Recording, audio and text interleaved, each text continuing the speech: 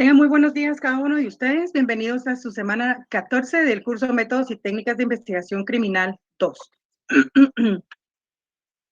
La semana pasada, pues, sustentaron su segundo examen parcial. Espero que les haya ido muy bien. Estamos a pocas semanas de que ustedes puedan realizar su examen final. Este último estartazo, le digo yo, es muchísimo más pequeño y por lo tanto, pues las clases, el contenido se hace menos. Creo que les va a ser más fácil a ustedes, no sé, tener una nota más alta de la que han tenido en los exámenes anteriores. Y si se han sacado 100 puntos, pues entonces pues, les va a ser más fácil eh, sacar otros 100. Así que para hoy, semana 14, debo desarrollar el tema retrato hablado y balística. El retrato hablado es una técnica que se utiliza para poder formarse una idea de quién es el sujeto activo, de quién es esa persona que se tiene que buscar. Pero no podemos nosotros imaginarlo o así como ponernos a pensar, bueno, yo considero de que la persona que realizó esta acción delictiva es una persona que va a medir aproximadamente tanto de estatura, con tales características físicas de estas. No, no podemos ir adivinando. Para poder hacer un retrato hablado, necesitamos nosotros la ayuda de algún testigo, de uno o varios testigos que hayan presenciado, si no de forma directa, tal vez de manera indirecta, qué fue lo que ocurrió. Un retrato hablado no podemos hacerlo sencillamente porque, no sé, porque creemos que tal vez así es la persona que lo pudo haber cometido. No, debemos de tener una plataforma de credibilidad que nos vaya orientando cómo es la persona. Lamentablemente, yo siempre he dicho que el retrato hablado aquí, en Guatemala, no es una técnica confiable desde mi perspectiva profesional. Y les explico por qué. Porque si yo les describo a ustedes, fíjense que mi esposo es una persona, pues, no tan alto, no tan bajo, gordito, moreno, de cabello liso negro, ojos negros, ojos café, perdón, barba, a veces usa barba o a veces se la afeita. Entonces yo estoy describiendo a la media de guatemaltecos.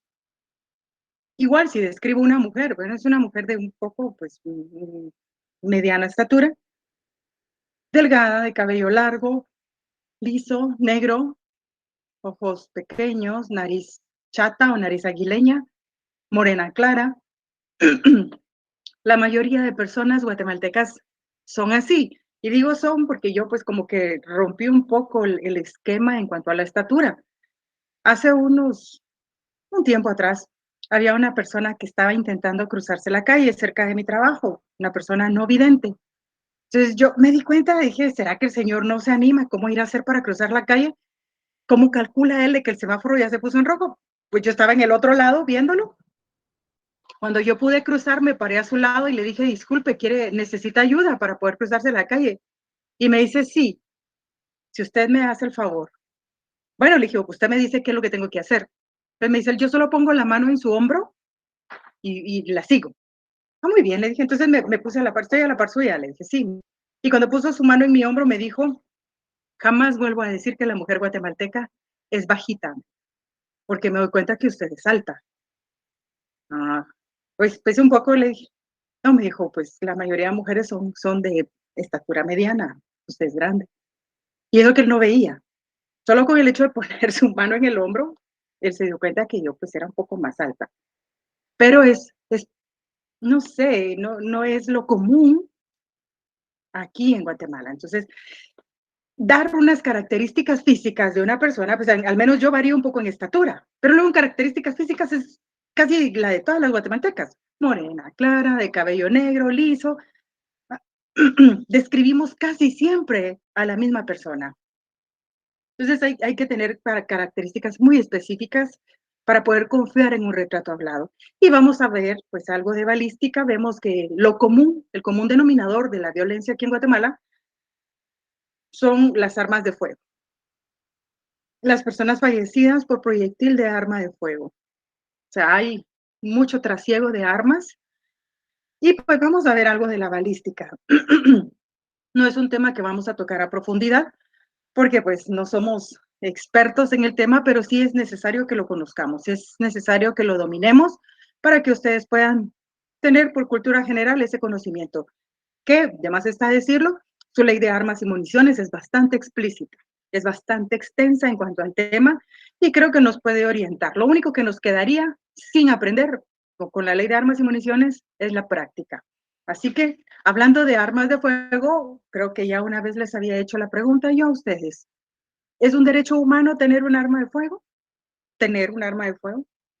¿Puedo yo decir, bueno, me voy a ir a comprar una mi pistola, una mi Jericó, una mi Pietro Beretta? Que, bueno, yo no sé mucho de armas, ¿verdad? Pero todos, la mayoría de hombres desean tener un arma de esas, no sé por qué. Pues es mi derecho humano. Tengo el dinero, tengo me lo voy a ir a comprar. ¿Es un derecho constitucional? Si es un derecho constitucional, es algo que yo considere que es un derecho humano, un derecho fundamental, ¿eh? Bastante de qué hablar, ¿verdad? Pero bueno, eso es lo que vamos a tratar de ver en el desarrollo de esta clase. Pero antes, les cuento que ya van a realizar ustedes su segundo ensayo o laboratorio. En este flyer, pues, ustedes ya han hecho sus ensayos o laboratorios. Espero que este ensayo o laboratorio ustedes ya lo realicen de una manera concienzuda, de una forma correcta, sabiendo que hacer un ensayo o laboratorio no es solo copiar y pegar. No. Tenemos que aprender a desarrollar, a analizar y a nosotros plasmar nuestros pensamientos de una forma técnica en un documento que queremos, pues, no sé, presentar como tarea, como un ensayo, como un editorial, no sé. Tenemos que aprender a hacer bien las cosas. Así que su ensayo laboratorio, en esta opción encontrará usted la guía para poder investigar su tarea. La opción va a estar habilitada del 17 al 21 de octubre del 2022. A partir del lunes, ustedes ya van a tener habilitado el tema para poder investigar.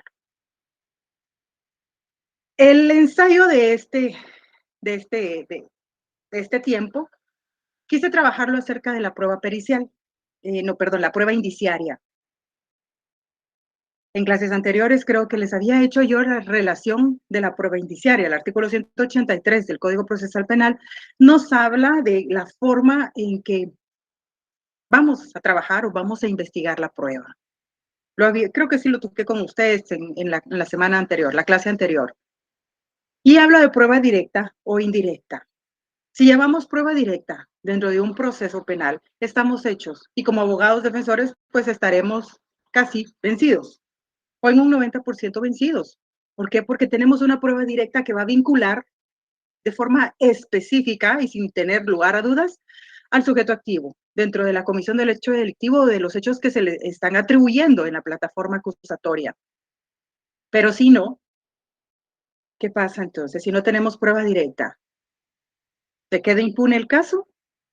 ¿O podemos seguir caminando lo más que se pueda hasta llegar a un debate y lograr convencer al tribunal de que con la prueba indirecta, con la prueba indiciaria, vamos a demostrarle a todos de que la persona que está sujeta y vinculada a ese proceso penal es la correcta? ¿Será que se puede? Bueno, tomando en cuenta que nuestro programa de estudios, yo lo he ido desarrollando así, en ese orden, me parece muy bueno, no nos da chance de hablar de la prueba indirecta. Entonces, ese ya es un trabajo que ustedes van a tener que desarrollar. En el tema 1, que está ahí en su laboratorio, y ustedes van a ver el tema, yo les sugiero, pero a ustedes si quieren hacerlo de una manera distinta, que googleen el punto 1, así como está. Googleenlo y les va a descargar un documento de una magistrada de la corte de aquí, de nuestro país. Ella desarrolló todo un tema completo de la prueba indiciaria. Es un tema que para mí es un documento que es muy concreto, muy profundo, fácil de entender, o bueno, o si no se entiende a la primera, pues no más de 3 leídas y usted lo va a comprender. Debe tener su ley del organismo judicial a la par, su código procesal penal, y ahí ella habla de jurisprudencia. Ella reunió un poco de jurisprudencia, o sea, eso quiere decir de que la Corte de Constitucionalidad ha considerado y ha confirmado fallos que han sido dictados solo con prueba indiciaria, con prueba indirecta. Entonces, por favor, para no perderse, pero si usted quiere usar otro documento de soporte, pues puede hacerlo. Pero mi sugerencia es de que imprima este documento. El tema 1 de su ensayo laboratorio es claro. Solo cópialo literal así y le va a descargar. Es una magistrada. Es una mujer la que hizo ese documento. Ahí va a encontrar usted todas las respuestas. ¿Y por qué le digo de que todas las respuestas? Porque luego vemos aquí en el color verde que tenemos aquí donde está mi cursor, hay una opción habilitada del 24 al 28 de octubre. A partir del lunes 24 de octubre del 2022 estará habilitada desde las 8 del día viernes, desde las 8 de la mañana al día viernes 28 de octubre de 2022 a las 6 p.m. En esta opción encontrará usted la evaluación de la tarea que investigó. Recuerde que al ingresar a la evaluación tendrá únicamente 1 hora para resolver cada laboratorio. Es un tema que no es muy conocido, pero que sí es trabajado en nuestro proceso penal guatemalteco. En menor cantidad, pero usted no sabe si como abogado defensor se enfrentará con un proceso de eminentemente con prueba indiciaria. ¿Cómo lo va a trabajar? Usted le va a decir, es que no es lícito que el Ministerio Público trabaje así. No podemos quedar como desconocedores de la ley, porque ya usted se recordará, entonces voy a buscar mi documento. Sí, se fueron con prueba indiciaria. Entonces me toca convencer al tribunal de que no está completa la prueba. No hay que es ilícita, no hay que no existe, no hay que no se puede. No, sí se puede. Pero mi trabajo será triple ante el tribunal de sentencia porque entonces tengo que sembrar una duda razonable en cada uno de ellos y votar la poca o mucha prueba indirecta que pueda tener la fiscalía, porque entonces no va a tener una prueba 100% directa que le vincule al sujeto activo en el hecho que se le está vinculando. Por favor, imprima su documento. Le va a ser más fácil para poder responder las preguntas. Pero como le digo, si usted quiere hacerlo con otro material, está en la total libertad. Recuerde que la tarea laboratorio se encontrará disponible en la semana 13 y 14. La evaluación la encontrará en la semana 14. En la semana 13 va a encontrar usted todo lo que tiene que investigar, lo que tiene que trabajar. Le reitero nuevamente, no es copiar y pegar. Trate de hacerlo.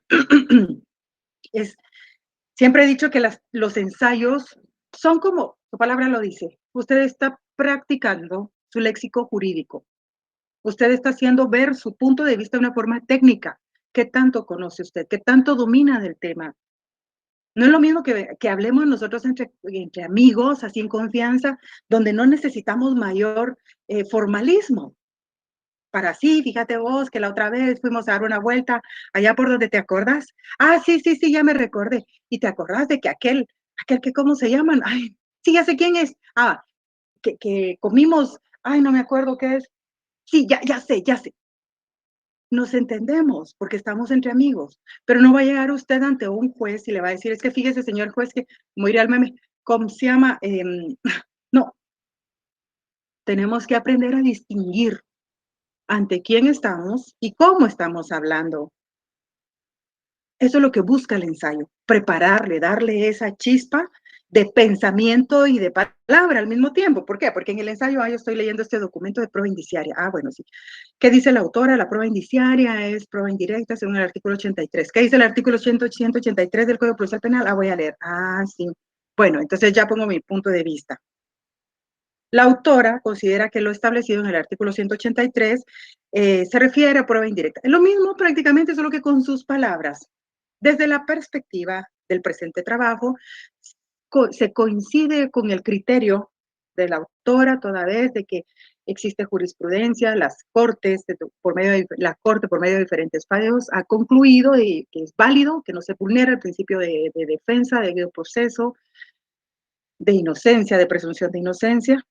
Y si bien es cierto, el derecho penal es eminentemente personalista, es humano, que busca beneficiar de la mejor manera al reo, también debemos recordar que la tutela judicial efectiva en el artículo 5 del Código Procesal Penal, ahí es donde usted va desarrollando todo su conocimiento. No es solo copiar y pegar. Se los reitero, no lo hagan. Prueben hacerlo. Yo sé que les va a costar muchísimo más ahora. No solo copiemos y peguemos, sino que desarrollemos esa mentalidad jurídica, ese lenguaje técnico, que después de 5 años de estar oyendo, más de algo se le queda a uno, más de algo, o alguna palabrita va percibiendo uno y dice: "Qué bonito lo voy a aplicar yo aquí conmigo". Yo recuerdo que cuando entré al Ministerio Público allá por 1999, yo era muy, muy jovencita. Y oía cómo los compañeros auxiliares fiscales que ya tenían 2, 3 años de estar trabajando ahí, iban con la jefa y le decían: "Fíjese, licenciada, de que ya fuimos a pedir la revisión de la medida de coerción. Hablamos con el juez y el juez dijo que tal cosa, que tal cosa, entonces, pues, nosotros vamos a pedir reforma de la medida de revisión de la medida de coerción". Pero fíjese que se me estaba ocurriendo también pedir, no sé, reforma del auto de procesamiento de este delito a este delito, porque fíjese, y yo los oía hablar y decía: "Yo quiero hablar como ellos, yo quiero ser como ellos". Y de tiempo en tiempo, pues, cuando yo sentí, yo estaba hablando igual. Entonces, ¿a qué voy con esto? De que de estar ahí sí, como dice el dicho, el que anda en la miel, algo se le pega. Entonces, ustedes, 5 años de estar escuchando clases, términos jurídicos, o de estar leyendo, pues, dice uno: "No, pues, aquí esto me gusta y lo aplico para mí". Plásmenlo, prueben hacerlo ustedes ahorita, ya les va a tocar hacer su tesis. Yo no sé si ya están trabajando su tesis. No pueden plagiar, literalmente hablando, o derechos de autor en su tesis. No pueden, entonces aprendamos a hacerlo. La tesis, siempre lo he dicho yo, es tan complicada, nos hace, no sé, es un nivel diferente, pero nos hace desarrollar un lenguaje jurídico muchísimo más rápido. O sea, tal vez por eso no la quitan, ¿verdad?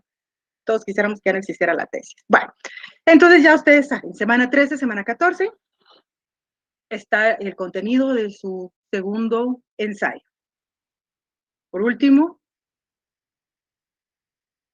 se nos ha pedido a cada uno de los docentes de que hablemos de esta situación muy difícil con ustedes.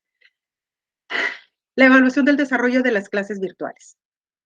16 de octubre del 2022 en horario de 8 de la mañana del día domingo hasta las 18 del día lunes. ¿Qué es lo que busca esta evaluación del desarrollo de las clases virtuales? Bueno, mejorar la calidad académica. Periódicamente se evaluará el desarrollo de las clases virtuales. Se habilitará en semana 15. Las respuestas que envíe a dicho efecto serán confidenciales y de ninguna manera interferirán en su proceso formativo y evaluativo. Dirección de Comunicación, Nueva Guatemala de la Asunción, 10 de octubre del 2022. Bueno, en otras formas, bien, a ustedes, ya les toca a ustedes la evaluación de los docentes. Ya tendrán que evaluar a cada uno de ellos. Yo siempre lo he dicho, eh,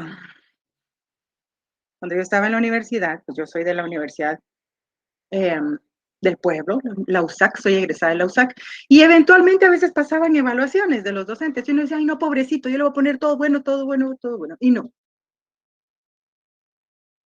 Sea usted concienzudo, y si le va a tocar calificarme mal a mí, pues, ¿por qué no mejorar en esos puntos específicos? Porque a veces creemos que estamos haciendo bien las cosas, pero si no viene alguien y nos dice: "Mire, yo considero que usted debería, no sé, tal vez hablar un poco más recio, o hablar un poco más claro, porque me cuesta mucho entenderle, o no hablar tan rápido", pues creo que le entenderíamos mejor.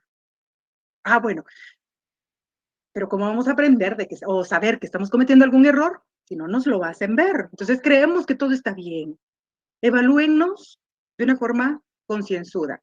Y como le diría a mis hijos, yo, no porque haya perdido le voy a poner 0 al catedrático, porque a veces, pues, es uno quien no hace la tarea, es uno quien no hace, no sé, ya es cuestión de uno, no del catedrático. Entonces, por eso, de una forma concienzuda, de una forma objetiva, evalúe a cada uno de sus docentes. Pues voy incluida en eso. ¿Para qué? Para que aquellas generaciones que vienen detrás de ustedes tengan una mejor calidad educativa, una mejor formación profesional. O sea, ya no van a salir de una carrera media. Ya no, pues, ay, sí, si me equivoco en el camino se endereza. No, son profesionales, van a ser abogados, están a un paso de ser abogados. Y no hay quien pregunta, ¿y usted de dónde salió, Lick? Disculpe. Entonces, con orgullo podremos decir, soy egresado de la Universidad Rural de Guatemala. Y como digo yo, cuando me preguntan algo, ¿algún problema? ¿Hay algún problema con eso? No, no, no, no, no. Pues es mi manera de bromear, ¿verdad? Entonces, esa es la importancia de evaluar de una forma concienzuda, sin el hígado, sin aquello que, ay, que cuando estábamos en clases presenciales, como regañaba, a veces es por su bien. Entonces, pues ya está la evaluación ahí de nosotros los docentes. Recuerden que va a estar en la semana 15, si no estoy mal. Bueno, dicho esto del ensayo y de la evaluación de docentes, hablemos del objetivo de la clase. ¿Qué es lo que yo busco aquí? Bueno, desarrollar el tema relacionado a dos puntos importantes dentro de toda investigación criminal. Tal el caso del retrato hablado, siendo indispensable los detalles que el testigo presencial pueda guardar en su memoria. Asimismo, el tema balístico, tomando en cuenta el alto índice de violencia que trae como consecuencia la aportación ilegal de armas de fuego. Bueno, a veces, antes del delito de portación ilegal de armas de fuego de uso civil y o deportivas, tenía una pena bajita. Era fácil darle una solución por medio de una medida desjudicializadora, no era necesario irse a un debate. Hoy por hoy, las penas o la pena que contempla este delito es mucho más grande de la que tenía anteriormente, lo que impide que todo aquel que cometa este delito pueda ser beneficiado ya en el debate con alguna, no sé, algún beneficio como la pena mínima y tal vez aplicarle una suspensión de la ejecución de la pena o una conmuta. No, la pena mínima, si no estoy mal, del delito de portación ilegal de armas de fuego son 8 años, si no estoy mal. Entonces, si alguien me puede corregir para saber, voy a habilitar el correo electrónico para ver si.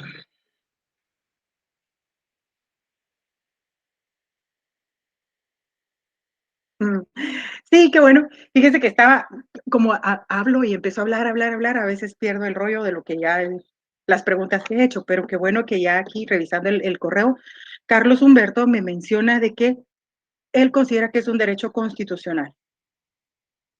Creo que ya se los había dicho, pero no sé.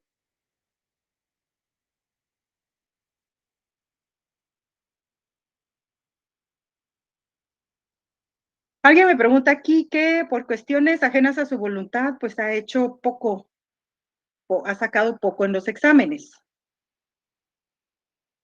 Pero yo, hasta donde yo sé, sigue con aquello de texto paralelo, las tareas, o sea, si hace zona, dicho de otra forma, puede que llegue a zona mínima.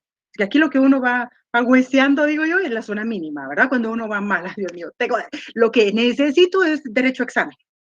Y ya después, pues aunque me vaya a retrasar, la verdad no sé cómo trabajan aquí eso, pero allá en la Universidad de San Carlos trabajamos primera recuperación, segunda recuperación, no ganábamos, entonces ya nos íbamos a escuela de vacaciones. Y si no ganábamos en estas 3 oportunidades, entonces a repetir el curso. Pero en su caso, eh, supongo que si logra hacer buena zona, pues aunque supongo yo, pero habría que ver cómo va su zona. Échele con todo a su examen de laboratorio, tal vez ahí logra subir un poquito. Y con las tareas. Bueno, entonces Carlos Humberto me dice que él considera que es un derecho constitucional y me da un fundamento. Entonces habría que ver qué tan cierto es eso. Bueno, pero sí, sí es un derecho constitucional. Bueno, con respecto al retrato hablado, he sabido que por lo general los testigos no dan una descripción acertada, muchas veces por cuestión del posible trauma post-incidente, el corto tiempo que lo vieron, pues muchos factores tienen que ver con esto, ¿verdad? Por lo que el técnico es el que debe saber realizar las preguntas pertinentes y presentar bocetos de ciertas partes del rostro y cuerpo para que la víctima pueda acercarse mejor a la descripción de su victimario. Por lo que si en Guatemala el retrato hablado no es funcional, dice Milton, es debido a la falta de técnica correcta. Porque incluso en países asiáticos donde la mayoría de rasgos demasiado similares, sí se logra realizar correctamente. Fíjense que sí, tiene razón, tiene muchísima razón, pero ¿por qué? Yo siempre he dicho, durante el tiempo que fui fiscal, se hicieron algunos retratos hablados, pero todos eran iguales. Que decían, no, no, ¿para qué va a ser un? Pero bueno, es parte del procedimiento, y si no, no va a ser que nos regañen, entonces haga el retrato hablado. Y era igual, igual a todos.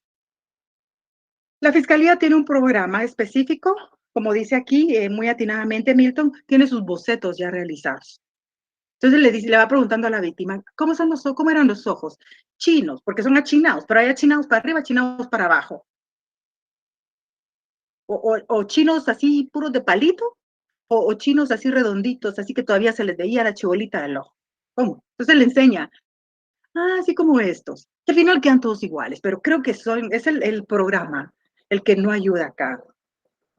Porque he visto programas, el que yo les digo, ese canal, el ID, que yo veo mucho, pues son casos reales, cuando ponen el retrato hablado con la fotografía real del sospechoso, son parecidísimos, o sea, son casi que iguales, como que se hubiera hecho una fotografía así a mano.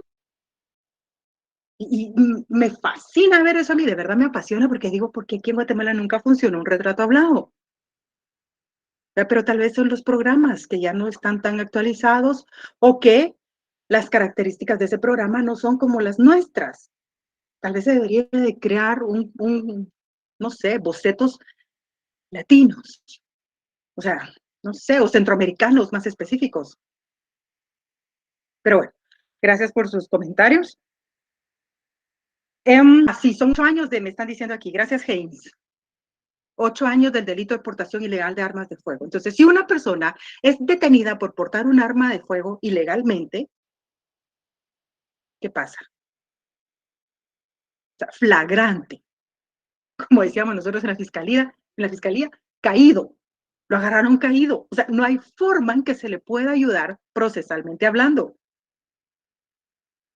Es que no iba en estado de ebriedad. Todos los papeles yo lo llevaba en orden, sí, pero no llevaba un arma de fuego sin documentos. Entonces, bueno, nos vamos a debate. Ahora, con la aceptación de cargos, pues ya eso como que viene a modificar un poco el beneficio. Pero dejemos de lado la aceptación de cargos. Vámonos a un debate normal. La pena mínima a imponer, ¿cuánto es? 8 años. Vale, 8 años. ¿Qué beneficio le puede usted ofrecer como defensor a su cliente? La pena mínima, sí, pero no ganó mucho con la pena mínima. Yo lo que quiero es salir. No, no podemos.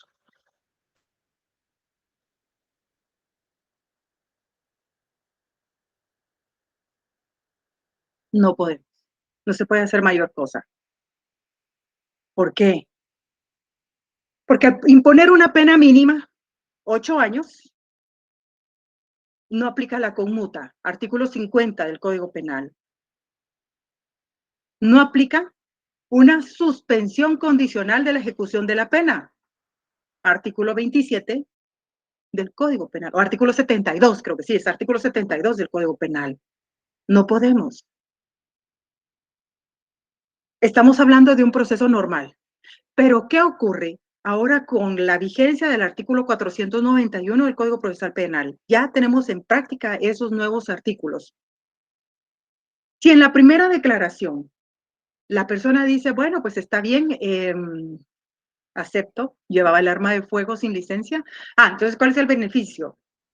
La pena que se va a imponer, es decir, los 8 años de prisión, se parte a la mitad, porque está aceptando desde el principio, no está generando un desgaste procesal desde el principio. Entonces ya no serán 8 años, sino por aceptar los cargos desde el principio, será la mitad de la pena, 4 años. Con 4 años, ¿ya puede tener él un beneficio? ¿Sí o no? O 4 años, pero igual se va preso, fíjese. ¿Aplica un beneficio? Claro que aplica un beneficio. ¿Aplicamos el 72 del Código Penal? La suspensión de la ejecución de la pena. La suspensión se aplica cuando la pena impuesta no supera los 3 años de prisión. Entonces aquí son 4. Se me va. No, no puedo. Pero sí le puedo ofrecer la conmuta. La conmuta. Y son conmutables aquellos delitos que no exceden de los 5 años de prisión. Y aquí son 4. Entonces voy a pedir que se le conmute a razón de 5 quetzales diarios, que es la pena mínima, el monto menor. Y entonces vemos cómo vamos desfogando las cárceles y cómo vamos desfogando todo este proceso o todos los procesos, la carga procesal que tienen los juzgados, que tiene el Ministerio Público. Fíjense que no hace mucho llegó a mi oficina un cliente que me dijo, ay, licenciada, fíjese que pues yo estoy vinculado a un proceso por violencia contra la mujer porque pues mi ex esposa me fue a denunciar por violencia contra la mujer en su manifestación física en el ámbito privado. Ajá, dije, y pues yo estaba regañando a mi hijo porque no había hecho las tareas y resulta de que mi ex esposa también me denunció por maltrato contra personas menores de edad. Ujú. Y ya mi audiencia de debate es la otra semana. Entonces, yo vengo muy angustiado porque mi abogada me dijo de que pues me voy preso y que por lo menos me van a dar 7 años de prisión. Y yo no me quiero ir preso, licenciada, yo no me quiero ir preso. Yo, bueno, no sé, tal vez la abogada lo hizo para asegurar el cliente o para asegurar el pago de los honorarios, porque nadie se quiere ir preso. Y él le dijo, pero licenciada, yo no me quiero ir preso. Sí, pero así toca, le dijo ella. En parte mejor, dije, porque lo asustó y fue conmigo a buscar una solución.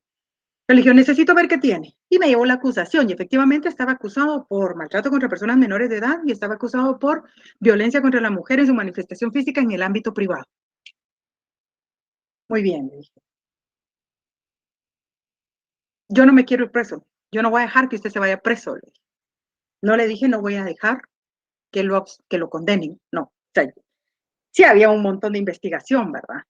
Tal vez no le dieron el tinte correcto, pero había investigación. Entonces dije, no, pues sí lo van a condenar, pero no voy a dejar que se vaya preso. Entonces, maltrato contra menores de edad podemos desjudicializarlo, un criterio de oportunidad antes de empezar el debate. Entonces, ya quité estos 2 años y me quedo solo con los 5. Negociemos los 5, negociar jurídicamente hablando, en el buen sentido de la palabra. Negociemos con la fiscalía, aceptación de cargo. Entonces, ya le quité y de pues ya le rebajé la pena, una tercera parte. Entonces, 5 años, que es la pena mínima, pero una tercera parte, entonces la cosa es que quedaba con 3 años, 7 meses. No, sí, 3 años, 7 meses. No me podía arriesgar a pedir una suspensión de la ejecución de la pena porque superaba por 7 meses la pena mínima o la pena máxima que se tiene para ese beneficio. Entonces dije, pero sí puedo pedir la conmuta. El día del debate, él no entendía qué era lo que yo estaba haciendo. Él iba muy ofuscado, aparte de que encima de eso, fuera del juzgado habían patrullas, él decía, ¡ay! Ya vinieron las patrullas y me van a llevar preso. O sea, él iba muy paranoico, obvio. ¿Y quién no? Y me dijo, mire, licenciada, yo no le pegué a mi hijo, yo, ¿verdad? Solo regañé porque no había hecho la tarea. Y es que si no se jala a mi hijo, él no hace sus tareas, entonces es de andarlo jalando, jalando, jalando. Bueno, pues, ¿y quién no ha corregido a los hijos, verdad? Entonces, ¿por qué les hago mención a este ejemplo? Porque usted tiene que saber cómo manejar las penas, sobre todo ahora con la entrada en vigencia de los artículos 491 subsiguientes en el proceso penal. ¿Tiene consecuencias jurídicas? Claro que las tiene. Por el hecho de que yo le diga a mi cliente, acepte los hechos, ¿el Ministerio Público va a dejar de recabar medios de investigación? ¿Va a dejar de realizar pruebas periciales? No.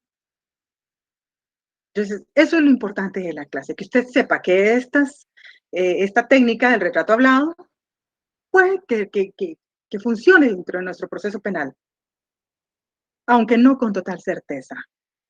Y la balística, pues siempre va a dar como resultado un proceso penal por la pena mínima que contiene el delito de portación ilegal de armas de fuego de uso civil y o deportivo. Pero yo le pregunto, ¿qué pasa si una persona es detenida portando su arma de fuego? Lo para la policía y le dice, necesito los papeles del arma. O sea, bien, los policías son bien, ¿cómo decirles? Con todo respeto, ¿verdad? Porque cuando fui fiscal me encantaba trabajar con ver esos equipos policiales, con esa mística de trabajo, ver ese compañerismo, esa camaradería que se desarrollaba entre Ministerio Público y fiscales, al menos en mi fiscalía, ¿verdad? Pero son bien, como bien decía yo, es que tienen ese olfato para saber cuando alguien lleva algo que no es normal. Tienen un sexto, séptimo, octavo, noveno y décimo sentido súper desarrollados.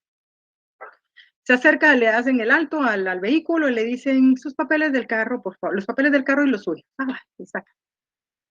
Lleva un arma de fuego. Y tal vez dice, mira, sí, sí la llevo. Los papeles del arma también, por favor. ¿Y qué pasa si el conductor, el dueño del arma, solo saca su licencia de tenencia de arma de fuego? No la aportación, son dos situaciones distintas. Un permiso es para tenerla y otro permiso es para portarla. ¿Qué pasa si solo tiene la licencia de la tenencia, el permiso? Bueno, vamos, sigamos y ya ustedes dirán, investiguen un poquito. Hablemos del retrato hablado. Los antecedentes. Los problemas concernientes a la identificación de una persona que se busca, ya sea en calidad de sospechosa de una conducta o que lleva algún tiempo desaparecida, llevaron al desarrollo de técnicas como la dactiloscopía, que son las impresiones dactilares, la fotografía y el perfil genético. Pero antes de todos estos medios, la forma más efectiva era mediante un dibujo de la persona acompañado de la descripción general de su físico. Hoy por hoy podemos identificar a una persona por medio de las impresiones dactilares. Pero ¿qué pasa si en la tortura, en el proceso de la tortura, a la persona le quitaron las, las yemas de los dedos, como le decimos? Entonces ya no podemos identificar. Entonces tomemos una fotografía. Es que fíjese que tiene muy deformado el rostro o quemaron el cuerpo y ya es imposible tener las características, las facciones físicas. Bueno, pues entonces tomemos, no sé, una pieza dental, un pedazo de hueso, un poco de piel, si es que todavía la hay, para buscar un perfil genético. Eso hoy por hoy. Tenemos muchas opciones para poder identificar a una persona, pero antes no se podía hacer esto. Entonces, la forma, como dice aquí la presentación, la forma más efectiva era por medio de un dibujo con toda la descripción gráfica de la persona. Yo, de verdad, siempre he dicho, cada quien nace con su virtud. La mía, no sé, la verdad no sé cuál sea, pero hay personas que tocan guitarra, tocan algún instrumento musical y no han estudiado, pero sí se les da eso, ¿verdad? Que al oído, sí, ya puedo desarrollar esa melodía. Su virtud, su chispa. Otros dibujan. Yo tengo una sobrina que su papá es el papá de ella, o sea, mi excuñado, él monta exposiciones en galerías porque él dibuja rostros, seres humanos, o sea,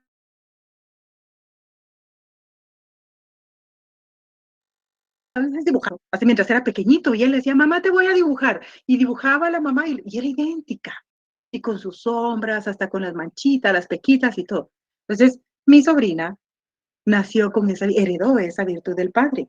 Y así muchas personas. Entonces digo yo, a mí me ponen y me dicen, haga la figura de un ser humano.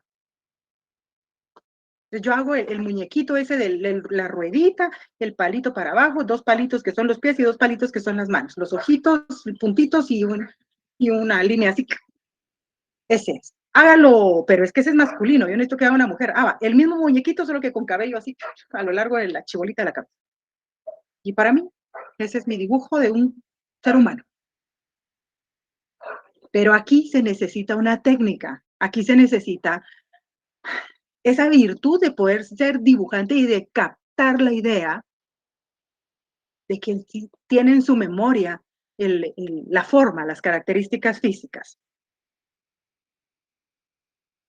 Alphonse Bertillon, 1853-1914. Él fue el que perfeccionó el método de toma de medidas antropométricas y lo utilizó como pieza clave en su tarjeta de identificación llamada Bertillonaje, a su apellido. La técnica cayó en desuso, pero a mediados del siglo XX recobró importancia al ser utilizado como base del retrato hablado, que se afianzó como una herramienta auxiliar en la investigación criminal. Vemos cómo allá en 1850 y tanto alguien dibujaba y plasmaba las características físicas de la persona sospechosa de la víctima, de la persona desaparecida. No había una fotografía. Ahora con la ventaja que tenemos de los teléfonos, ay, yo me tomo una foto, o en su foto de perfil, miremos qué foto de perfil tiene. Ay, sí, sí, sí, aquí está. Pero antes no había esto. Entonces, esta persona, Alfonso Bertillón, fue haciendo, utilizando esta técnica, que dijeron después, ay, no, ya quedó obsoleta, pero luego, en el siglo XX, no, pues es bastante lo que él hizo. Entonces, utilicemos esto como base para poder hacer nuestras plantillas de retratos hablados. Entonces vemos aquí que fue de esa manera en que se afianzó como una herramienta auxiliar de la investigación criminal. Cabe mencionar que el retrato hablado no es considerado una prueba a utilizar en juicio. Es importantísimo esto. No voy a ofrecer un retrato hablado como medio de prueba. Sin embargo, durante el proceso de investigación se convierte en una herramienta muy importante. ¿Por qué? Porque ofrece una imagen palpable de la persona que se busca, que posibilita el mostrarla a numerosas personas en busca de pistas que permitan su identificación plena y posterior localización. No tenemos la certeza de que sea esa persona. No tenemos, no es tan confiable o es tan idéntico a una fotografía. Pero si se la mostramos a todos, ay, ese se parece a un fulano. Ay, ese se parece a doña fulana. Entonces ya se acercan a la policía o al Ministerio Público y se dice que ese te parece, pero no sé. Entonces ya van teniendo como pistas, datos más específicos de personas para perfilar. Esa es la importancia. No lo podemos ofrecer como una prueba, no es considerado como prueba a utilizar en el juicio. ¿Por qué?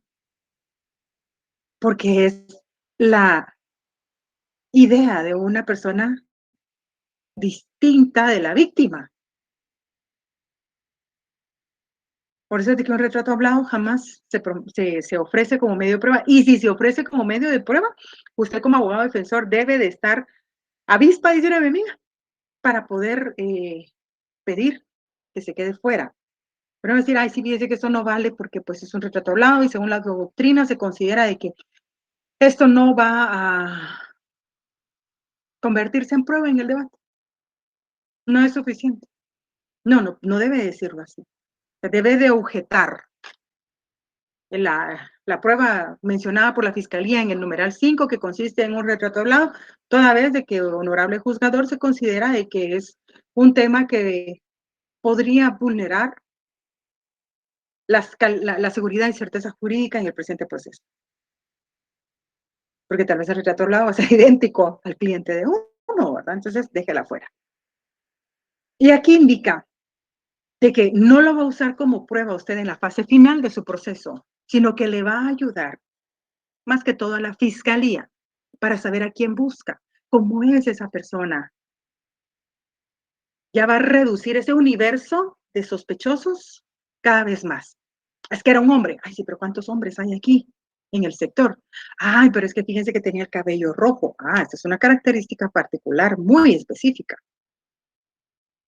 Vi que tenía un como, ¿has visto ustedes que las personas a veces se les hacen hoyuelos aquí, se les hacen hoyitos cuando se ríen o cuando hablan?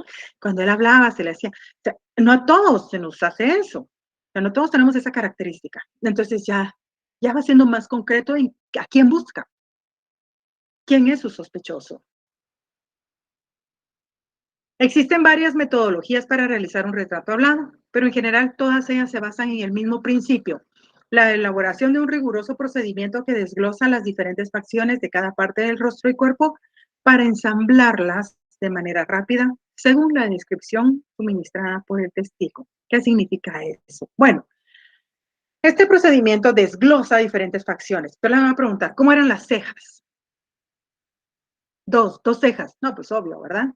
Ojos, dos. Boca, una. Nariz, una. Sí. Orejas, dos. Sí, pero ¿cómo eran? Las cejas, pobladas, semipobladas o escasas. Ahí sí es una característica que yo tengo, ¿verdad? Son cejas escasas. Puede que otra persona las tenga muy pobladas, así bien, muy peludito o peludita de las cejas. Entonces, se va diciendo de forma específica. cómo eran las cejas, cómo eran los ojos, cómo era la nariz, y le enseñan varios tipos de nariz. Ah, era así. Y al final, pues se hace un ensamblaje para poder tener de una manera un poco más certera, más atinada, las características físicas de esta persona, del sospechoso. El retrato hablado integra un componente científico basado en la antropometría, un artístico mediante el dibujo y su integración con la investigación criminal. Uno artístico, perdón. Entonces, vemos aquí que se integra por el componente científico basado en la antropometría, es decir, en las facciones físicas de cada persona. Y el otro artístico que le abarca el dibujo, lo físico, lo científico y el dibujo se va a integrar definitivamente sí o sí a una investigación criminal. Componentes del retrato hablado. ¿Cuáles son los componentes del retrato hablado? El científico, el artístico y la investigación criminal. Que no se me olvide. Si en el examen le pregunto, al hablar de los términos científico, artístico, investigación criminal, nos referimos a, usted sabe que estamos hablando del retrato hablado. Bueno, procedimiento. ¿Cuál es el procedimiento para poder hacer un retrato hablado? Bueno, todo retrato hablado requiere la presencia de un dibujante, el testigo y un investigador criminal. El primero creará el retrato a partir de la descripción del segundo y el investigador criminal aportará su pericia para que dicha descripción sea lo más fiel a la realidad. Yo recuerdo que cuando pocas veces trabajé retratos hablados allá en la fiscalía, pero cuando había un testigo le decía al técnico DICRI, fíjate que tengo un testigo y quiero hacer un retrato hablado. Ah, basta, bueno, ¿dónde vas a estar tú con el testigo? Pues me lo voy a llevar a la fiscalía y ahí llegas. Ah, va. Entonces yo subo. Me avisas cuando ya estés ahí y yo subo. Va, está bueno. Llegaba el perito con su compu y con su tablilla y empezaba. Entonces yo le empezaba a preguntar, solo que nosotros aquí o en aquel entonces no teníamos un investigador criminal, solo lo hacía el técnico de ICRIM y el auxiliar fiscal. Entonces yo le empezaba a preguntar, cuénteme qué fue lo que pasó, dónde estaba usted, qué, cómo, por qué observó usted a la persona. Ah, es que fíjese que yo estaba, este es un caso concreto, estábamos con mi esposo recogiendo leña, pero había una quebrada. Entonces, pues nos adentramos nosotros ahí porque no era muy profunda. Entonces, cuando en eso oímos que llegaron, se oían pasos y murmullos de personas. Entonces, subimos un poco la quebrada sin salir y nos quedamos, o sea, como que sacaron solo de la nariz para arriba, ¿verdad? Para ver, pero entre los árboles y entre el bosque, porque era un bosque, las personas, los victimarios, no se dieron cuenta de que estaban siendo observados por dos personas. Y cualquiera dirá, en este barranco, ¿quién me va a ver? Pues ya vio que sí, sí habían dos personas ahí recogiendo leña.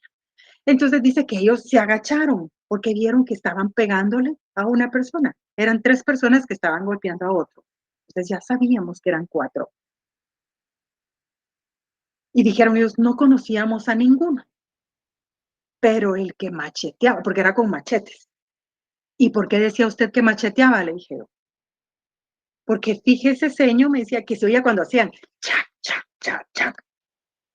Entonces, cuando nos asomamos, nos dio mucho miedo con mi esposo, dijo ella, nos asomamos nuevamente a ver, y sí, vimos que le estaba macheteando y que le estaba macheteando.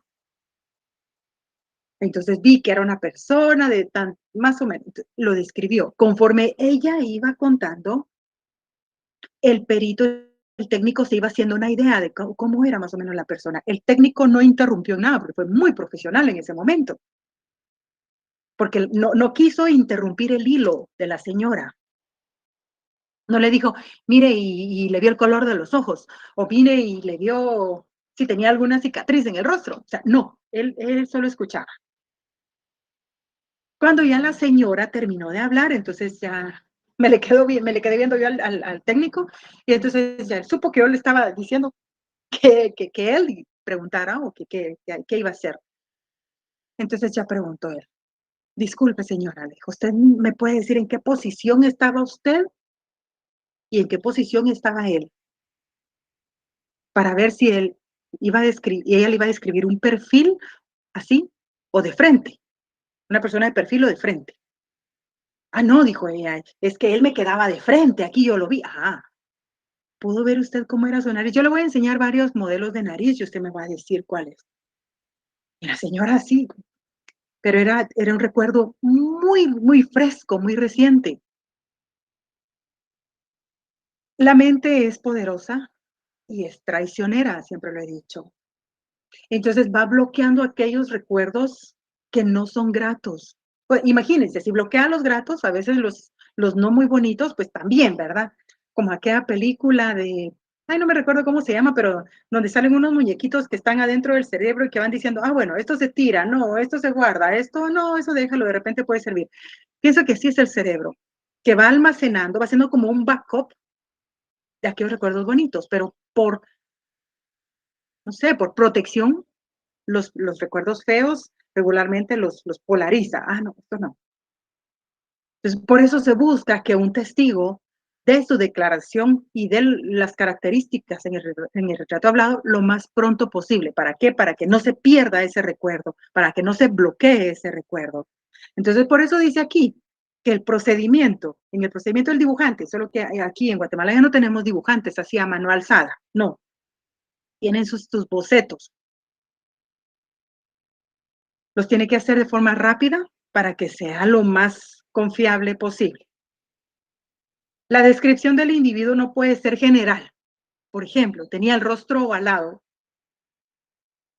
mm, la piel pecosa y parecía una persona muy ruda, ya que dicha descripción podría ser aplicada a miles de personas. Era lo que les decía yo al principio. Debemos de dar características muy específicas. Por ejemplo, yo no sé si usted está enamorado o enamorada actualmente, pero yo le puedo preguntar si el caso es si está enamorado. Descríbame a su pareja. Primero se oye un suspiro así muy grande y dice, ay, es el mejor, o es la mejor, es la más linda, es la más hermosa, es el más guapo, es el más fornido, es el más protector. No, pues no me está diciendo mayor cosa, ¿no? De esa maravilla que usted tiene a su lado. Entonces tiene que ser más específico. Ay, sí, fíjese, licenciada, y que es de, es colocho, tiene su cabello colochito, eh, negro, cabello negro, es morenito, o es morenita, pero sus ojos, tiene unos ojos brillantes, vivos. De verdad, ustedes hacer un retrato hablado para mí es bien complejo. ¿Cómo va a describir uno a una persona? La nariz, ¿cómo tenía la nariz? Ay, sí se uno como la nariz. Y hay un montón de formas de narices. Somos seres humanos muy parecidos y a la vez muy particulares. Por eso dice aquí que la descripción que el individuo dé o que el testigo dé no puede ser muy amplia, porque puede aplicar esta descripción a un universo. Rasgos físicos. Ah, aquí vamos a ver ya algo más específico. Se debe tener en cuenta quién se va a describir, si es hombre o mujer, su edad aproximada y posteriormente otros rasgos sumamente muy importantes. Por ejemplo, la constitución, altura y contextura física, alta, baja, robusta, muy robusta, mediana, delgada, encorvada. Yo recuerdo que una vez una testigo dijo, es que fíjese que era bien, bien dado el hombre. Decía, pero bien dado, ¿cómo? Así, puro roperón, dijo, porque esa fue la descripción que usó la testigo. Puro roperón, aquellos roperos grandes. Dije yo, era bien fornido, era bien grande. Entonces yo me decía, oye, lo está comparando con un ropero. Ahora ya casi no existen los roperos, ¿verdad? Ahora hay closet, hay un montón de cositas más sencillas, pero en mi tiempo habían roperos de 2 cuerpos y habían roperos de 3 cuerpos, o sea, de 3 pedazos. La testigo así decía, no, es que era vieja bien grande, viera señora grande, era galán, decía ella. Decía, ¿cómo lo va a poner el técnico? Pues aquí, pues ya vemos de una forma más específica, robusta, muy robusta, o mediano, delgado, encorvado. O sea, ustedes se han dado cuenta de que hay personas que caminan así como encorvadas. Es una característica específica de ellos, porque no todos lo hacemos, ¿verdad? Ay, no, ustedes, sentémonos recto mejor ahorita. Piel. El color de piel y sus particularidades, es como si era una piel pálida, si era, no sé, blanca, muy blanca. Yo le estaba pasando lista, gracias. Eh, moreno, moreno claro, moreno oscuro, muy oscuro. Vamos al cabello, ¿cómo era su forma? Cantidad, tenía mucho cabello, tenía poco cabello, era pelón o era así, tenía solo aquí, aquí y acá, ¿no? ¿Cómo se peinaba? Su cabello se miraba delgado, grueso, rizado, liso, ondulado. ¿Qué estilo de corte? Si era largo, si era calvo. Las cejas, forma, cantidad, o sea, eran muchas, muy, muy pobladas, semipobladas o escasas, inclinadas hacia arriba, así picuditas, hacia abajo. Vuelvo otra vez, tupidas o escasas. Los ojos, forma, tamaño, color, eran saltones, eran hundidos, eran con anteojos. La nariz, grande, pequeña, respingada, aguileña, recta, chata. ¿Cómo? ¿Cómo describe usted su nariz? Vamos a hacer ese ejercicio. ¿Cómo describe usted su nariz? ¡Ah! Ay, ¿cómo? Descríbase usted. ¿Cómo son sus ojos? Su forma. ¿Cómo es la forma? ¿Redondos? ¿Hacia achinados? ¿O como gotita? Porque hay unos que tienen gotita. Yo tengo esa mi sobrina que dibuja, que tiene sus ojitos así de gotita. Le digo yo, son gotitas para abajo. Son como estas gotitas que caen. Así mero son los ojos de mi sobrina. Lindos. ¿Cómo son los suyos? ¿Usa anteojos? ¿No usa anteojos? ¿Usa anteojos siempre o usa anteojos solo para leer o usa anteojos solo para ver de lejos? Descríbase cómo es su cabello. ¿Liso, rizado, liso delgado o liso grueso? ¿Castaño, castaño oscuro, castaño claro, negro, rubio, rojo? O sea, aún describirnos a nosotros no es fácil. Le pregunto a usted, ¿cómo se describe usted? Guapo, muy guapo. Sí, pero guapos hay muchos. O a una dama, ¿cómo se describe usted? Muy hermosa, licenciada. Sí, pero todas somos hermosas. Entonces, específicamente, digamos que usted va a hacer un retrato hablado de usted mismo. De verdad, no es fácil. Yo, al menos para mí, es tarea difícil. Más difícil que hacer el trabajo del ensayo de la prueba indiciaria. ¿No? Bueno, hablemos del mentón. Esto es pequeño, es grande, es cuadrado, es con hoyuelo, con papada. Recuerdo que un compañero la otra vez dijo, hace muchos años, fíjate vos, me dijo que allá me estaban describiendo que quien mató a la muchacha, es un hombre flaco, así alto. Oigan la descripción de los curiosos del lugar. Gavetudo, fíjate vos, me dijo. Yo inmediatamente, ay, tiene la barbilla así para afuera. Gavetudo. O sea, ese era el término que usaban los testigos, los curiosos del lugar. Entonces, ¿cómo describe uno un mentón? Pequeño, grande, cuadrado. Hay personas que estaban con un cirujano plástico para hacérselo más picudo o más no sé cómo. Los labios, gruesos, delgados, abultados. Boca, ¿es grande? ¿Es pequeña? ¿Cómo es su boca? ¿Grande, pequeña? Y si es grande, ¿tiene labios gruesos o labios delgados? Y si es pequeña, ¿tiene labios así abultados o delgados? ¿Cómo? ¿Cómo? O sea, tenemos las mismas, no sé, las mismas facciones, no, las mismas características, pero a la larga son tan distintas. Tu rostro, ¿cómo es su cara? Redonda, delgada, ovalada, cuadrada. Frente, grande, pequeña, abultada. Orejas, ¿cómo son las orejas? Pequeñas, grandes, salientes, pegadas a la cabeza. Fíjense que a mí la otra vez me dio mucha curiosidad cuando estaban pegadas a la cabeza. ¿Cómo así? Pues si todos tenemos las orejas pegadas a la cabeza. Ah, bien, entonces a usted le invito ahorita para que tome un espejo y que me describa cómo. ¿Cómo? ¿Son pegadas a la cabeza? Fíjense que yo no sé si alcanza usted a ver bien, pero vamos a ver si me pongo. La oreja, si usted puede observar mi oreja, está pegada al rostro. Estoy estirando yo mi oreja, espero que lo pueda ver.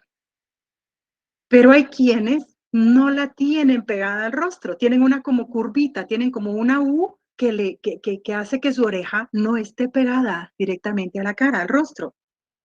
Yo no había visto esa particularidad, pasaron muchísimos años hasta que empecé a dar las clases aquí, fue que descubrí que había esta característica específica de los seres humanos. ¿Tenemos nuestra orejita pegada o tenemos esa como curva?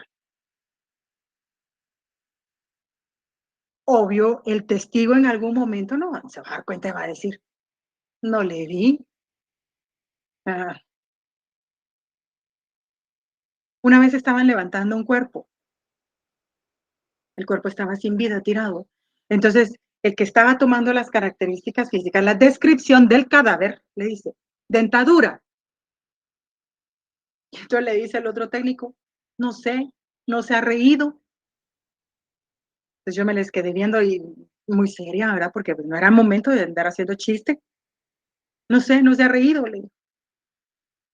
Igual, ¿cómo son los dientes? ¿Cómo eran los dientes? Todos tenemos características muy específicas. Hablemos del bigote, la barba. Esto es algo muy fácil de manipular. ¿Por qué?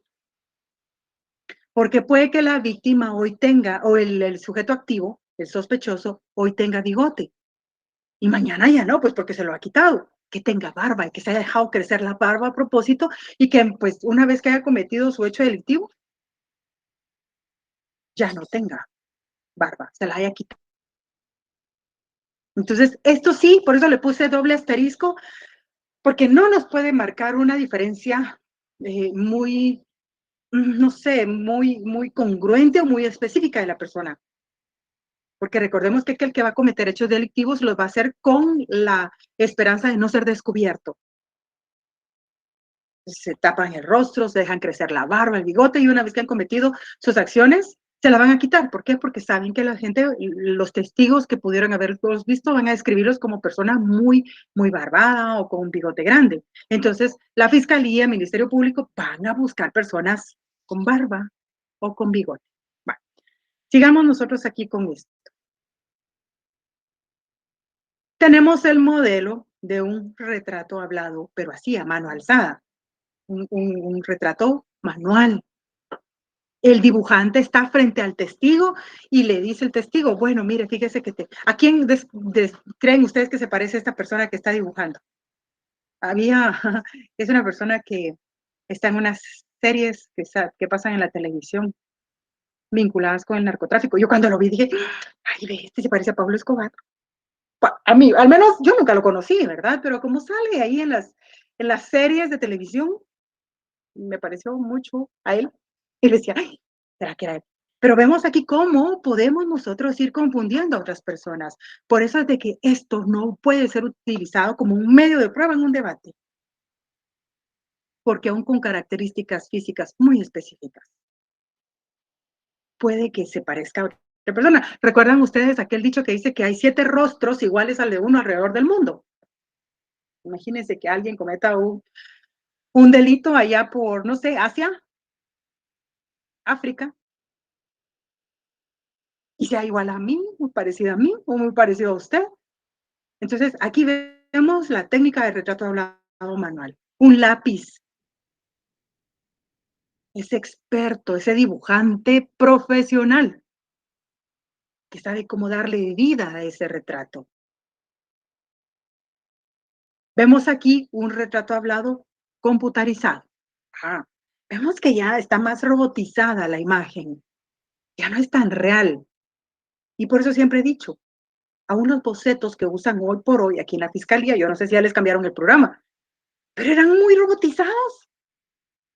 A veces decían, llevaba gorra y le ponían la gorrita, y decía, mejor quítale la gorra porque se ve peor con gorra. Entonces, sí alcanzan ustedes a distinguir, vean, no sé, lo limpio. lo perfecto, lo más humano del retrato hablado manual versus el computarizado. Mucho más rápido. Es mucho más rápido y cualquiera podrá decir, pues es más confiable. Yo sinceramente me iría más al retrato manual, pero lleva más trabajo, lleva más costo. Tipos de retrato hablado. ¿Cuáles son los tipos de retrato hablado que tenemos? Aunque la técnica del retrato hablado se mantiene, lo que cambia es la forma como se pueden organizar las descripciones morfológicas aportadas por el testigo. Cada método tiene sus pros y sus contras, aunque el sistema digital comienza a ser utilizado cada vez con mayor frecuencia. Era lo que les decía, ya bocetos específicos, hechos. Narices, le dan varios modelos de narices. ¿Cuál de todos estos era? Ah, este. Y resulta que cuando lo ensamblan no era pero ni sombra el testigo que de la persona que nosotros vimos o de quien queremos describir, pero es más rápido. Ah, no es este, entonces lo borramos y volvemos a hacer otro. Esa es la ventaja del sistema digital. Mano alzada. Ah, una persona con suficientes conocimientos de dibujo anatómico toma las descripciones del testigo y las grafica. Tiene la ventaja de que el sentido artístico del perito permite pulir la imagen para lograr un retrato de calidad, ya que el dibujante interpreta al máximo las ideas del testigo. El problema es de que no todos los departamentos policiales cuentan con especialistas de este tipo, ya que el dominio de la anatomía lleva varios años de estudio. Pues no es lo mismo que contratemos un dibujante que yo dibujo, yo he recibido cursos en España, en México, en Uruguay, en no sé dónde, en Hong Kong, de paisaje. Ah, bueno, pero no es un dibujo anatómico. No, pero es lo mismo, dibujo, dibujo. No, cada uno tiene su técnica. Entonces no va a contratar usted un paisajista o alguien que dibuje fauna, animales, para que le haga el de un ser humano. O sea, es diferente, las técnicas son diferentes. Y como dice aquí, no todos los cuerpos policiales o no todos los ministerios públicos van a tener un dibujante.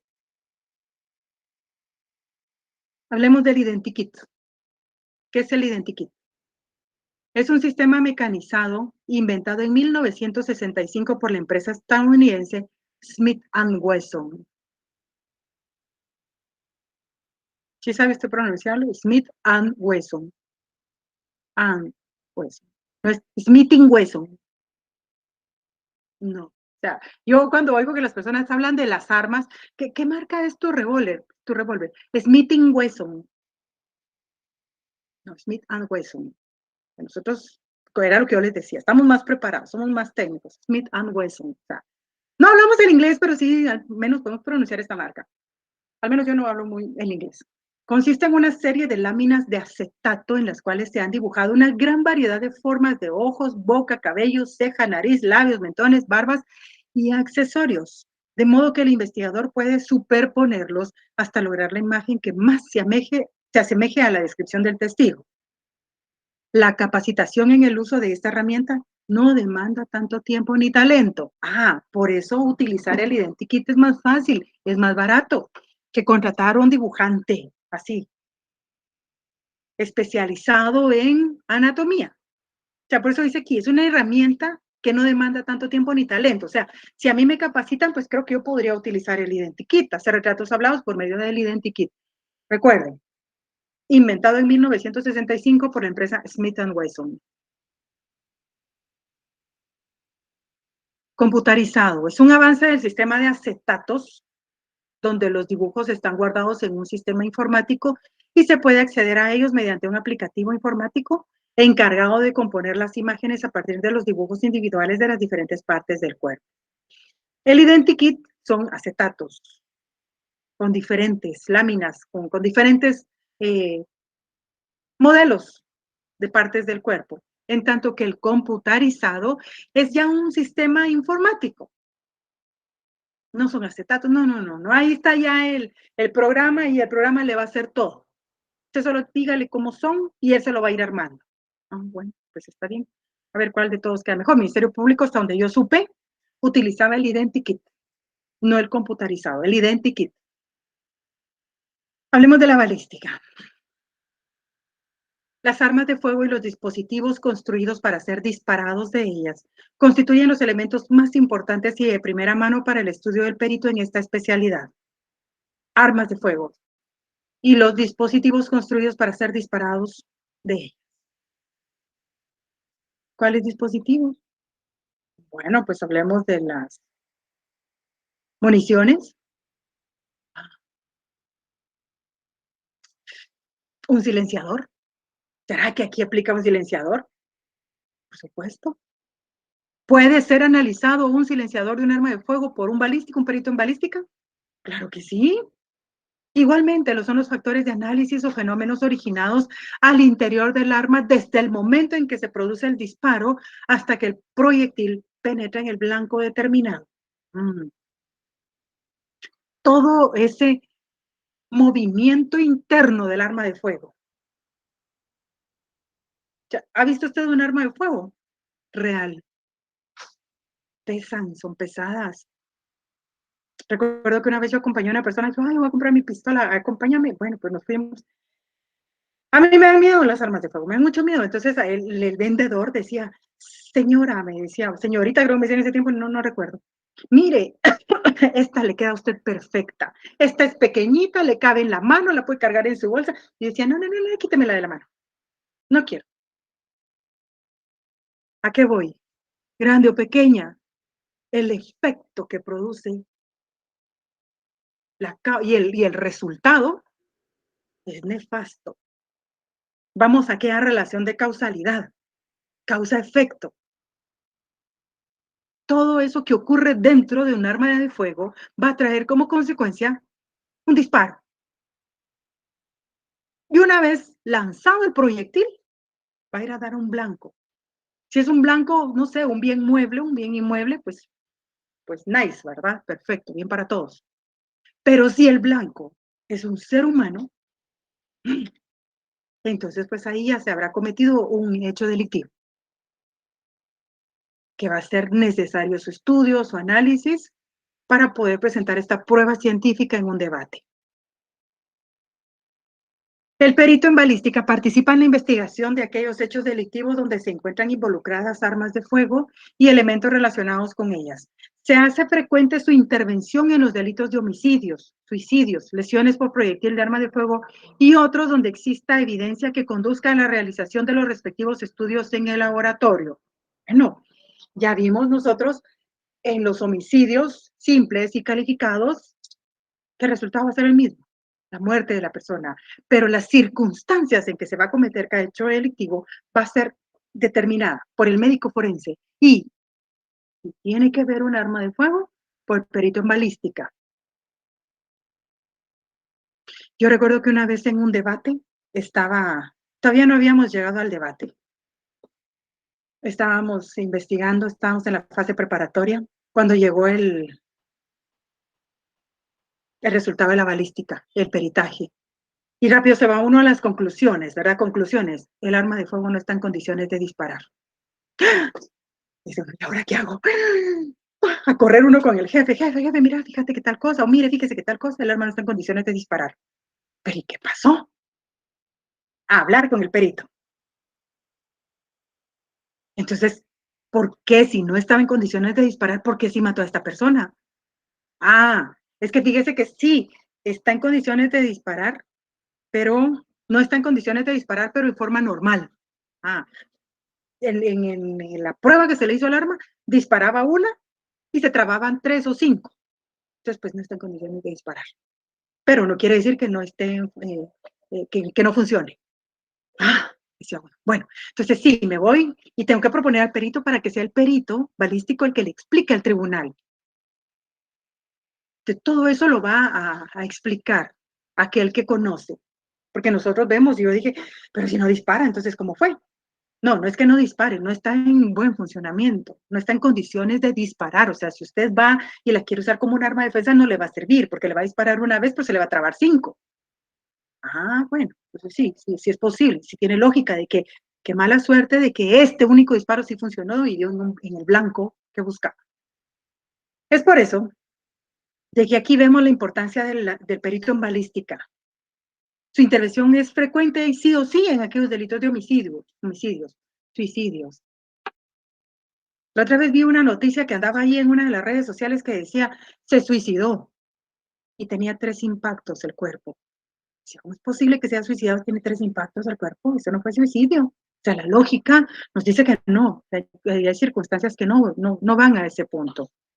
Bueno, la balística como ciencia es considerada práctica y experimental, porque aplica los conceptos teóricos a la parte experimental y los confronta a una realidad, por lo que es pertinente hacer algunas apreciaciones al respecto. La balística estudia el alcance y la dirección de los proyectiles, información fundamental para establecer lo sucedido en las escenas. El perito en balística va a ser capaz de decirme si el disparo fue realizado a larga distancia, a corta distancia o a mediana distancia. Y a corta distancia, más o menos qué distancia es. Larga distancia, más o menos cuánto es, porque a mí me dicen a mediana distancia y me queda igual. Mejor dígame de aquí para allá a la esquina, o de aquí para donde está la mesa, o de aquí para yo ilustrarme mejor, porque a veces el tribunal tampoco va a saber qué es una mediana distancia. Entonces, que el perito tiene esa capacidad. Entonces, por eso dice aquí que confronta esta parte experimental con la práctica. Armas de fuego. ¿Qué es un arma de fuego? Son consideradas como instrumentos que se encuentran destinadas al empleo de un agente impulsor del proyectil, utilizando la fuerza creada por la expansión de los gases producidos por la combustión de la pólvora. Ustedes, es increíble cómo fue evolucionando el uso de las armas antes con el Homo faber y el Homo sapiens. El Homo faber hacía sus, no sé, sus instrumentos de labranza o de defensa con lanzas, con flechas, con puntas de flecha. ¿Y cómo evolucionamos hasta hoy con el Homo sapiens, con las armas de fuego? Aquellas que tienen no sé, que están diseñadas para disparar no sé cuántos proyectiles en no sé cuántos segundos. Aquellas que están en la capacidad de disparar y no hacen tanto ruido. O si usted le pone este silenciador, ya ni se le va a escuchar. Son instrumentos. Y toda esa maquinaria que funciona para que algo tan pequeño, porque usted ha visto el tamaño de una bala, de una pistola 9 milímetros, de una pistola normal, no son grandes. Y de uno de los desastres que hacen en un cuerpo humano. Entonces, por eso aquí, son consideradas como instrumentos que se encuentran destinadas al empleo de un agente impulsor del proyectil. Un arma hechiza, un arma de fabricación artesanal o hechiza. Puede ser un arma de fuego.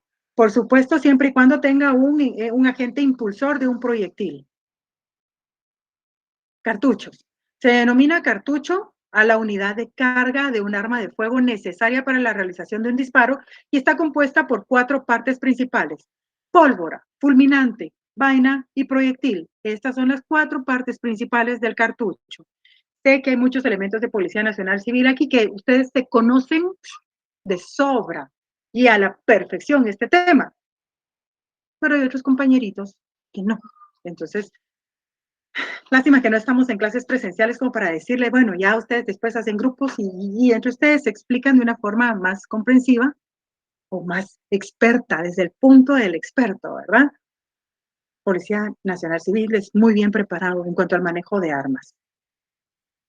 Vemos aquí entonces que tenemos un proyectil, una vaina, la pólvora y el fulminante. En la imagen pequeña y en la larga es igual. Un proyectil o bala, una vaina, pólvora y el fulminante. Aquí tenemos la imagen. El proyectil, ¿qué es un proyectil? El proyectil es todo cuerpo lanzado al espacio, el cual va precedido de una velocidad por cualquier medio con una determinada dirección y con un fin preconcebido. ¿Por qué se lanza un proyectil? Que ya tenemos conocimiento de qué es lo que queremos. Por algo lo lanzamos, por algo se lanzó.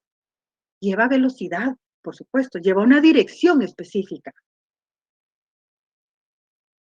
Hablemos de la tecnología forense, lo que se hace en el INASIF. Prueba de barridos. ¿Qué es esto? Los residuos de disparo en manos. El microscopio electrónico de barrido fue adquirido en el INASIF en el año 2011, en sustitución del espectrofotómetro de absorción atómica con horno de grafito. Antes de ser el barrido, era la prueba de absorción atómica. El procedimiento es casi el mismo. Sin embargo, la máquina, el instrumento donde va a ser analizado este resultado, ya no es el espectrofotómetro, sino que ahora es el microscopio electrónico, un microscopio. O sea, se fue y así fue actualizando. Consideró que el espectrofotómetro había sido obsoleto. Entonces, pues, bueno, compremos algo, un material, un equipo nuevo, y es el microscopio electrónico del barrido. En la clase anterior vimos que está la prueba, cómo se obtienen esas muestras de las manos para poder establecer si la persona estuvo vinculada con un ambiente de disparo. Haciendo necesaria la implementación de esta técnica para emitir resultados exactos, precisos y reproducibles que puedan utilizarse de apoyo a los órganos de justicia en el esclarecimiento de delitos en los que se emplean armas de fuego. Entonces, todo aquello que es tomado de las manos o de la ropa por medio de la prueba de barrido va a ser analizado en INACID con el microscopio electrónico de barrido. Se evaluó la proporción en que se encontraba cada elemento en la partícula característica, encontrándose que el elemento predominante en la mayoría de partículas es el plomo. Cuando una persona está en un ambiente de disparo, se van a encontrar estos tres elementos: plomo, bario y antimonio. Entonces, el plomo es el compuesto en su 66%, seguido del bario con un 28% y por último el antimonio, 6% en su totalidad del porcentaje. Lo anterior depende del tipo de munición empleada. Pues, ¿cuáles son los elementos que vamos a encontrar en la pólvora? Plomo, bario y antimonio. Bueno, vemos aquí que las partículas características de residuos de fulminante en controles positivos. Vemos que una pistola de 9 milímetros, inmediatamente después del disparo, encuentra 8 partículas detectadas, casi siempre. 3 horas después del disparo, va a encontrar 3 partículas. 5 horas después del disparo, va a encontrar una partícula. O sea, hay un tiempo. Las partículas se van perdiendo conforme pasa el tiempo y por eso es de que se va a buscar la protección de las manos del sospechoso. Hablemos de un revólver, punto 38. Si se hace la muestra inmediatamente después del disparo, igual va a encontrar 8 características, partículas específicas. 3 horas después del disparo, va a encontrar 5. Ve que con un revólver va a encontrar más características que con una pistola 9 milímetros. Hablemos de la escopeta. Inmediatamente después del disparo va a encontrar 3 características. 3 horas después del disparo y 5 horas ya no va a encontrar nada. ¿Por qué en la escopeta se encuentran menos particularidades en las manos del sospechoso? Por el largo del cañón.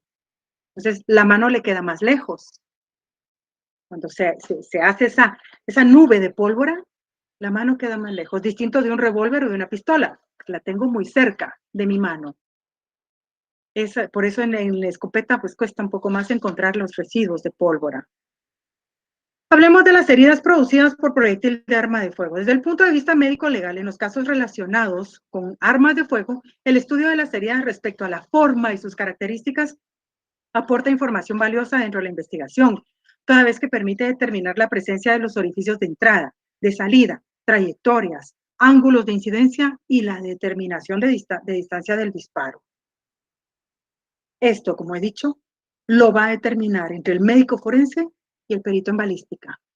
Ellos dos, por medio de la prueba científica, nos van a poder ilustrar, no solo a nosotros, sino también al tribunal, al Ministerio Público, la defensa, cuántos orificios de entrada hubo, cuántos de salida, porque yo siempre lo he dicho, yo veía la entrada y la salida como diferentes, pero ellos sí conocen las características específicas de cada uno. Cuando un proyectil sale a través de la boca del arma, emerge acompañado de una llama y unos gases producto de la deflagración de la pólvora. La llama tiene una longitud máxima de 1 pulgada y tiene importancia solo en las heridas a contacto o semicontacto, o sea, aquellas heridas. Esa llama que va a sacar el arma de fuego cuando se efectúe el disparo Va a tener importancia únicamente cuando sean así realizadas a contacto, así a boca de jarro, como le llaman. ¿Por qué? Porque esa llamarada le va a provocar una quemadura al cuerpo de la víctima, a la parte que haya sido lesionada. Entonces el médico forense va a decir, ah, no, pues esta fue de contacto a boca de jarro, como se le llama, porque tiene quemadura. Eso sí lo lograba distinguir. Yo, mire, aquí me decía, aquí está el borde de la quemadura. Ah, sí, sí, se veía así como chamuscado. Aparte de esta llama, acompañan al proyectil el humo producido por la combustión de la pólvora, metales vaporizantes y partículas de pólvora no combustionada, así como el monóxido de carbono, los cuales se depositan a lo largo del trayecto. Las huellas que estos elementos dejan sobre el blanco permiten clasificar las heridas. Clasificación de heridas por proyectil de arma de fuego. Tenemos la herida de contacto, herida de semicontacto, heridas a distancia intermedia y heridas a larga distancia. ¿Cómo vamos a poder diferenciar una de estas? Con la ayuda del perito. Heridas a contacto. El patrón de disparo se encuentra determinado por el apoyo de la boca del cañón del arma sobre la superficie del cuerpo en el momento de la descarga, contacto. En este tipo de disparos se observa un orificio de entrada de forma irregular, de bordes invertidos, lacerados, quemados, acompañado de los productos de descomposición de la pólvora. Aquí puse de firma y es de forma. Acompañado de los productos de descomposición de la pólvora localizados en la parte interna de la herida. Pero eso lo va a encontrar el perito, eso no lo vamos a ver nosotros a simple vista. Hablemos de las heridas a distancia intermedia. Bueno, tienen como característica fundamental la presencia de tatuaje. Este se produce por el golpe sobre la piel de los gránulos de pólvora no combustionados o parcialmente combustionados, que ocasionan pequeñas abrasiones alrededor del orificio de entrada.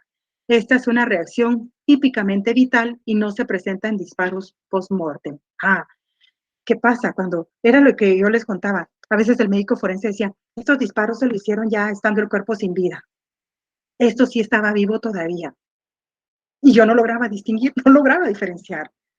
Pero sí, una herida a distancia media le va a dejar la señal de si el cuerpo estaba con vida o si ya no tenía signos vitales cuando le hicieron eso.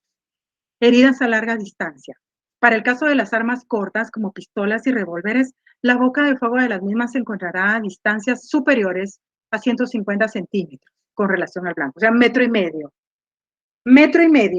o más de distancia ya son consideradas heridas a larga distancia. Metro y medio, yo considero cerca a ustedes, de verdad. Metro y medio con una pistola enfrente, es como que si la tuviera aquí, de contacto. Pero bueno, el daño que va a hacer es el mismo, nefasto para el ser humano. Bueno, damas y caballeros, agradezco su atención, espero que les haya interesado la clase, que les haya servido. Como les he contado, esto ya entra en el contenido de su examen final.